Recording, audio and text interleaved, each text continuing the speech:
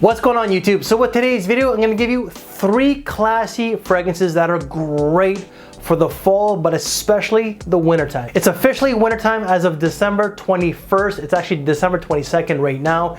So I just want to state these 3 things before we get into the actual list. These are all going to be DK reviews, so surprise, surprise, this is me, right? But I ended up getting all these fragrances from myfragrancesamples.com, so please check them out if you want to check out some of these. But they got a lot of great stuff when it comes to new releases. I always get my stuff when it comes to the new releases from them. I'm not sponsored nor affiliated, but please check them out. Number 2, these are all 5 out of 5 masterpieces in their own right.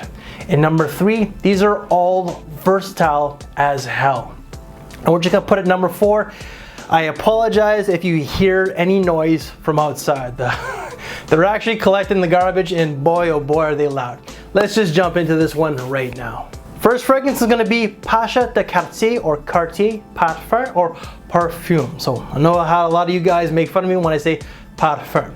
So this one here is actually classed as an Oriental Fougere. The note breakdown is going to be balsam fir, liqueur, sandalwood, tonka bean, benzoin, Indonesian patchouli, labdanum, and something called ambrosanite. What do I get out of this scent here? There's not a lot of development on my skin, but what I do get, I get lots of booze, woods, spices with a undertone of resins. So the booze and the spices are the most prominent notes, then it's the woods, then it's the resins itself. This is very masculine, it's mature, it's elegant and classy. When I first smelled this, just before the first lockdown here back in March, I thought that this was a unisex fragrance. I really do not know what I was thinking. Clearly I was not, but this is very masculine. It comes across as mature, and I would say for an older man. But if you're a younger man who has his life together and has more of an older soul, then I think that you could pull this one off. But I'm thinking that this will shine best for someone who's 35, 40, and up. This is suit and tie. This is tuxedo. As I said, all of these fragrances here are equally versatile. But when I think of this, or when I smell this, I'm thinking of someone who's all about their money, about their business. Longevity off this was 9 to 10 hours, so it was really, really good. Projection was more so on the moderate side, but with a bottle, I could see this being quite heavy. Price tag for this one here, amazing. Online, as of this morning, December 22nd, on Fragrance X, I've seen this for $86 Canadian. So when you convert that to USD, that's about $70 USD. In due time, this will fall even more, but I think that $86 for this is a great value. Wife's thoughts on this one? Wife does not like this one at all. I asked her 3 different times, and I thought maybe it was just she wasn't feeling well, her mind frame, or just her mood. No, she just does not like this one at all, and I was quite surprised because I thought that she would. But perhaps it's just the booze and the spices mixed together that she does not like this one, but who really knows? Fragrance number 2, let's go with a niche brand. Parfum de Marly Pegasus Exclusif. This one here is actually classed as a Oriental Woody. The note breakdown, top note is going to be heliotrope, cardamom, pink pepper, and bergamot, with the mid being bitter almond, jasmine, lavender, and geranium, and the base is vanilla, agarwood or oud, gaiac wood, sandalwood, and amber. So what do I get out of this one here? This one does have some comparisons to the original Pegasus, but this one is a little bit different. I prefer this one actually. What I get, this one does have that almond and vanilla accord, but there's a powdery touch to this one here. So I'm assuming, and I could be wrong, that it's the heliotrope. And during the dry down, it still retains that sweetness from the vanilla, but more spices and more woods come into play. And that's pretty much it. I don't per se get lavender, jasmine, geranium. I don't get oud at all, but I do get wood, spices, vanilla, and the almond accord, and I do get a powderiness from this. I don't want to say that this is overly powdery, but the powderiness does tone this one down to where I find it's a little bit more wearable than the original. Still very masculine, very mature, but this smells better than the first one and possibly even the second one. So this does smell of money. Speaking of money, well, this is quite expensive up here. At the Nordstrom's itself, this goes anywhere from $3.95 Canadian all the way to $5.10 Canadian. So that's really expensive.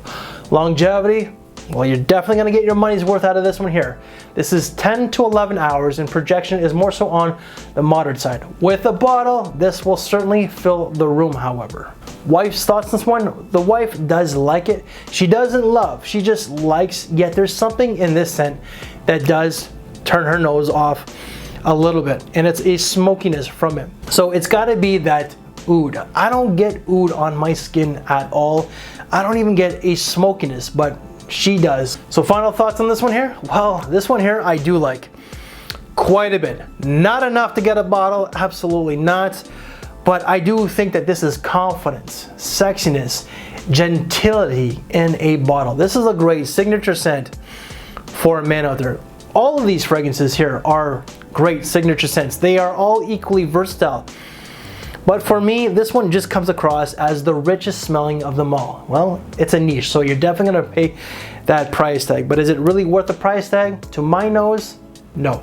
And the last one on this list is gonna be Guerlain or Guerlain L'Homme Ideal Extreme or Extreme. So this is actually classed as an oriental woody. The note breakdown, top note's gonna be almond, pink pepper, and bergamot with the mid being plum, cinnamon, and heliotrope, and the base is tobacco, leather, patchouli, and cedar. So what do I get out of this one here? This opens up with spices or pepper, almond, so the almond is in all of the L'Homme Ideals, and the almond in this is really nice. But I also get leather. The leather and the almond are the most prominent notes, and they last pretty much the entire duration of the scent life. But a little ways through, that's when the plum and that cinnamon come into play. The cinnamon really adds a nice warming touch to this one here. It adds a little bit of sex appeal. The plum adds a little bit of depth, and the almond accord, even though I said that it does last a good duration of the scent life, there is a little bit of creaminess from that almond. Then towards the base, there's a little bit of tobacco. I don't want to say a lot, but there is some. With that almond and that leather still there. This scent is the best out of all three in this video. It's delicious. It's sexy, it's playful, but it's classy at the same time. This is more so suited for someone who's a little bit older, not someone who's like my age. If you're my age, you could wear this easily, but I'm thinking that someone who's 30, not someone who is like in their younger 20s. No, this has a little bit more maturity than that. But if you're someone who's in their early 20s, you're a lot more mature than I am, hey, by all means, I think that you could pull this one off real well. Longevity off this was great, 9 to 10 hours. Projection was more so on the moderate side. So with the bottle, I can see this one filling the room as well, just like the other two, but not as much as the Pegasus itself. Price tag on Fragrance Buy, I believe it was Fragrance Buy that I saw this one for. This goes for $100 Canadian. Wife saw this one. Wife liked this one the most. I don't want to say liked, she loved it. She loved it enough that she was willing to give me a bottle for Christmas. This would not get to us on time for Christmas, but she loves the almond and the cinnamon accord to this one here, and she kept going back to the tissue paper that I ended up spraying this one on when I was doing my notes, like for a whole hour. And oh god, I'm gonna admit it, we were watching trash TV. We were watching The Bachelorette, okay, and she kept going back to that tissue every like 5-10 minutes. So this is one that she truly does love. So my final thoughts on this one here. This is the best one out of all three. What I like about this one is the almond accord. The almond, the creaminess, the cinnamon, the leather. This is the most sensuous, playful, but it's classy. It's the most sensuous one out of all three fragrances here. I find that this is the easiest one to wear out of all three scents as well. So guys, that is three amazing classy fragrances for the winter of 2020 and 2021. The best one to my nose is gonna be the Guerlain, then it's gonna be the Parfums de Marly, then it's gonna be the Cartier. Classiest one, if I had to say, is going to be the Cartier, just because of that booze accord. That I would say it's the most mature, but the easiest to wear by far is going to be the Guerlain. So if you want to see some other great classy fragrances, let's go with designer. Check out this side here. And if you want to check out some great classy niche winter fragrances, then check out this side here. And if you like this very video, make sure to give it a big thumbs up, share the video, subscribe if you're new to this channel. And thank you for your time, take care, and I'll see you later. Thanks for watching, everybody.